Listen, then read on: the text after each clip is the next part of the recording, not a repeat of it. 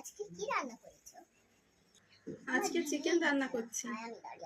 মা, প্রতিবারই তো একই চিকেন বানাও, আজকে একটু ইউনিক চিকেন বানাও না। তো মেয়ে আবদার করেছে আর বানাবো না তাই কখনো হয়? ফার্স্টে গোটা জিরে, গোটা মৌরি, গোটা ধনে, আলমন্ড বাদাম, কাজু বাদাম শুকনো খোলায় ভেজে নেবো। তো এগুলোকে ঠান্ডা হতে দেবো, তারপরে শুকনো খোলায় সর্ষের তেল দিয়ে আলুগুলোকে ভাজতে দেবো। আলুগুলো লাল লাল করে ভাজা হতে থাক, ততক্ষণে আমি এদিকে শুকনো খোলায় ভাজা মশলাগুলো গুঁড়ো করে নেব। তো শুকনো খোলায় ভেজে রাখা মশলাগুলো গুঁড়ো করে নিতে হবে। নেওয়া হয়ে গেলে আলুগুলো আমার লাল লাল ভাজা হয়ে গেছে। তো এগুলো একে একে এবার তুলে নেব। আলুগুলো একে একে তোলা হয়ে গেলে সে একই তেলে পেঁয়াজ দিয়ে দেবো।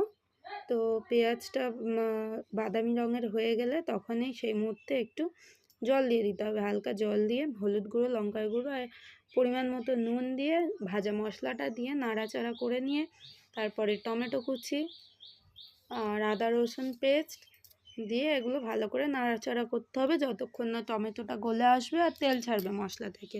তারপরে মাংসগুলো সেই মুহূর্তে দিয়ে নাড়াচাড়া হয়ে গিয়ে তারপর আলুগুলো ঢেলে দেবো নাড়াচাড়া করে। তখনই একটু নাড়াচাড়া হয়ে গেলে একটু ঢাকা দিয়ে দেবো অল্প গলার জন্য, সেদ্ধ হয়ে তেল ছাড়ার জন্য। তো যখনই তেল ছেড়ে আসবে এই মুহূর্তে এবার কাসুরি মেথি বাটার কিছুটা করে দিয়ে দিতে হবে। 1 চামচ মেথি, 1 চামচ কাসুরি মেথি, 1 চামচ বাটার।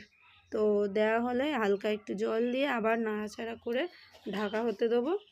তো তখনই একটু হতে থাকবে, যেই তেল ছাড়বে এভাবে তখনই আবার মাংসটা ঝোলঝোল করার জন্য এখানে আমি জল দিয়ে দিলাম। তো আপনারা না দিতেও পারেন, জলটাকে অ্যাভয়েড করতে পারেন।